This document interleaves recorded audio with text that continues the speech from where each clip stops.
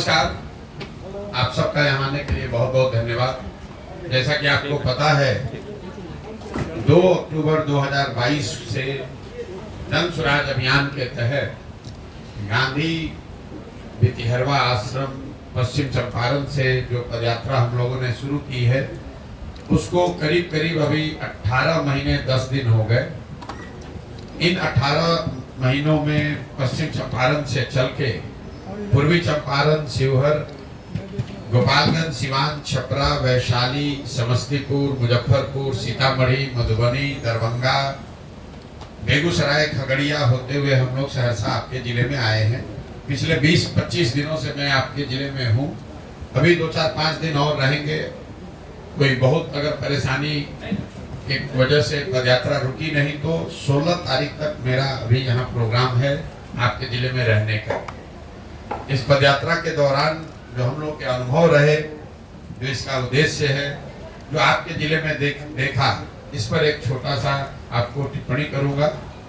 उसके बाद आप जो भी सवाल चाहें इस पदयात्रा के नजरिए से या देश और राज्य के राजनीतिक परिदृश्य में जो सवाल जवाब आप करना चाहते हैं वो कर सकते हैं।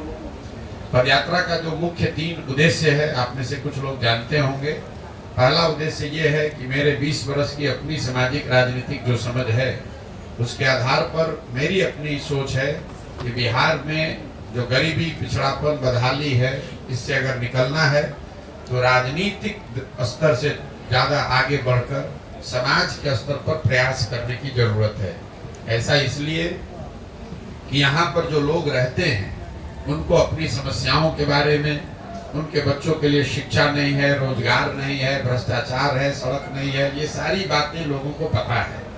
किसी नेता, पत्रकार या राजनीतिक टिप्पणी करने वाले की जरूरत नहीं है। लोगों को मालूम है कि उनकी समस्या क्या है।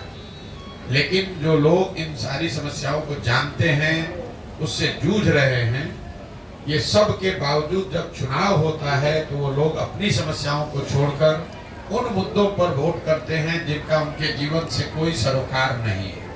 बिहार में पिछले 35-40 सालों में ज्यादातर लोगों ने वोट 4 ही मुद्दे पर दिया है। पहला, यहाँ एक जाति के नाम पर लोग वोट देते हैं। जैसे देश के अन्य कई हिस्सों में लोग जाति पर वोट देते हैं, वैसे यहाँ पर भी लोग जाति पर वोट देते हैं।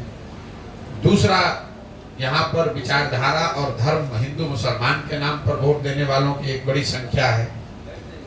तीसरा, एक बड़ा वर्ग बिहार में ऐसा है जो लालू जी के डर से भाजपा को वोट करता है। वो भाजपा का वोटर नहीं है, वो वोट लालू जी के डर से करता है। भाजपा को इसलिए करता है कि वो किसी भी हालत में लालू जी के जंगल राज को वापस नहीं देखना चाहता है। और चौथा, यहाँ पर एक वर्ग है जिसमें ज्यादातर लोग मुसलमान समाज के हैं, जिनके पास मजबूरी है, वो भाजपा को वोट कर नहीं सकते हैं, तो भाजपा के डर से लालू जी को वोट करते हैं। वो भी लालू जी को चाहने वाले हैं या लालू जी को पसंद करते हैं, आरजेडी के वोटर है, ऐसी बात नहीं है। वो सिर्फ और सिर्फ लालटेन को इसलिए वोट करते हैं क्योंकि उनको भाजपा से डर है या भाजपा को वोट कर नहीं सकते।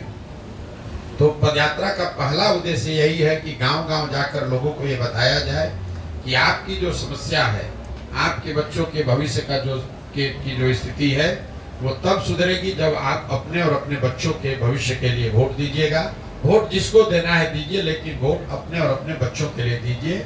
इसीलिए इस पदयात्रा के दौरान सुबह से शाम तक हर 2-2.5 किलोमीटर पर रुककर गांव में, सड़क के किनारे छोटी छोटी सभाओं में हम लोग ये जाकर लोगों को समझा रहे हैं। दूसरा पदयात्रा का उद्देश्य है, यहाँ पर जब ये अभियान शुरू किया हम लोगों ने तो एक अध्ययन में पाया कि करीब 55% बिहार के लोगों ने बताया कि बिहार में एक नए दल और विकल्प की जरूरत है। लोग बोलचाल की भाषा में बताते हैं भैया विकल्प नहीं है। तो उसको साइंटिफिक तरीके से जब देखा गया तो पता चला करीब आधे से ज्यादा जनता, वो चाहे भाजपा के का वोटर हो, आरजेडी का हो, जदयू का हो, कांग्रेस का हो, लेकिन आधे से ज्यादा बिहार की जनता ऐसा समझती है कि बिहार में एक नए दल की जरूरत है, नए विकल्प की जरूरत है। इसीलिए पदयात्रा का दूसरा उद्देश्य है कि ऐसे उन सारे लोगों को जो चाहते हैं, समझते हैं कि बिहार में सुधार के लिए एक नए दल की जरूरत है, ऐसे लोगों को एक साथ लाया जाए, उनको इकट्ठा किया जाए और उनको वो राजनीतिक, सामाजिक सलाह, मदद दी जाए ताकि बिहार में एक नया दल बने और लोगों को विकल्प के अभाव में आरजेडी के डर से भाजपा और भाजपा के डर से लालू को वोट न देना पड़े। तीसरा पदयात्रा का उद्देश्य ये है कि अगर बिहार के लोग इस बात को समझ लें कि उनको अपने और अपने बच्चों के लिए वोट करना है, उनके सामने एक सही बेहतर विकल्प दल नया बन भी जाए, तो भी बिहार का विकास तब तक नहीं हो सकता है जब तक यहाँ की स्थानीय समस्याओं के बारे में उनको सुलझाने के लिए कोई योजना न हो। तो पदयात्रा का तीसरा उद्देश्य ये है कि जमीनी स्तर पर उतरकर वहाँ की समस्याओं को समझकर लोगों से बात विचार करके बिहार के हर एक पंचायत का, इस बात को ध्यान रखिए, हर एक पंचायत का अलग अलग अगले 10 वर्ष की विकास की योजना बनाई जाए, ताकि दल के साथ साथ लोगों को ये भी जानकारी हो कि अगर इस दल को, इस प्रत्याशी को वोट करते हैं तो उनके नगर, उनके पंचायत के अगले 10 वर्ष में विकसित बनाने के लिए जन सुराज की क्या योजना है, ताकि लोग उसको पढ़ें, देखें, समझें, चर्चा करें और उसके बाद अगर विश्वास हो तो उससे जुड़े। तो पदयात्रा के दौरान हम लोग ये 3 चीज करने की कोशिश कर रहे हैं। मैं या मेरे साथी जब तक हम लोग सहरसा में हैं तो प्रयास ये है कि हर गांव, हर घर तक पहुंचा जाए, लोगों को ये बताया जाए कि भाई आप अपने और अपने बच्चों के भविष्य के लिए वोट कीजिए। दूसरा प्रयास ये है कि सहरसा से निकलने से पहले ऐसे सारे लोग जो एक नया दल और विकल्प बनाना चाहते हैं उनको एक तरह से संगठनात्मक स्वरूप दिया जाए, एक संगठन उनके जरिए बनाया जाए।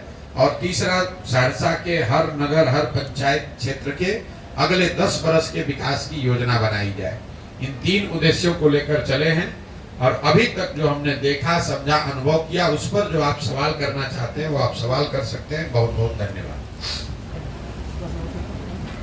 आपने अभी लंबे समय से जो यात्रा की